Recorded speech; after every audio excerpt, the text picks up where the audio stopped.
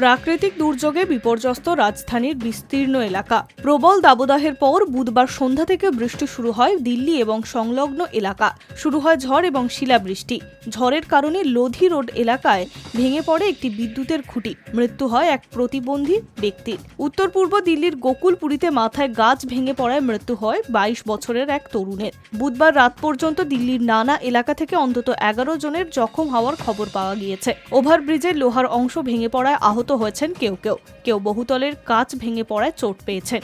দুর্যোগের জেরে দিল্লি বিমানবন্দর পরিষেবাও ব্যাহত হয়েছে। অন্তত 13টি বিমান দিল্লিতে অবতরণ করতে পারেনি, সেগুলি অন্যত্র ঘুরিয়ে দেওয়া হয়েছে। সূত্রের খবর, 12টি বিমানকে রাজস্থান জয়পুর বিমানবন্দরের দিকে ঘুরিয়ে দেওয়া হয়েছে।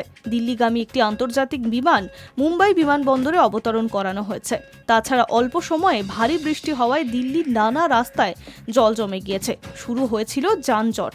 দিল্লিবাসীকে হাতে সময় নিয়ে রাস্তায় বেরোনোর পরামর্শ দেয় দিল্লি পুলিশ। দুর্যোগ শুরু হওয়ার পরেই দিল্লির বিদ্যুৎ বন্টন সংস্থা রাজধানীর একাংশে বিদ্যুৎ পরিষেবা বন্ধ করে দেওয়া হয়। বিদ্যুৎ পরিষেবার তরফে জানানো হয়, বিদ্যুৎ পৃষ্ঠ হয়ে যাতে কোনো দুর্ঘটনা না ঘটে সেই কারণেই এই সতর্কতামূলক পদক্ষেপ। অন্যদিকে শিলাবৃষ্টি এবং ঝড়ের জেরে দিল্লি মেট্রোর ওভারহেড তার ক্ষতিগ্রস্ত হয়। বেশ কিছু সময়ের জন্য ব্যাহত হয় রাজধানীর মেট্রো পরিষেবা। আবহাওয়া দপ্তর জানিয়েছে, বুধবার বিকেলের পর উলম্ব মেঘ উত্তর দিল্লি থেকে দক্ষিণ এবং দক্ষিণ পশ্চিম দিল্লির মধ্যে বিস্তৃত ছিল। তার ফলে অল্প সময়ের মধ্যে ভারী বৃষ্টি হয় রাজধানীতে।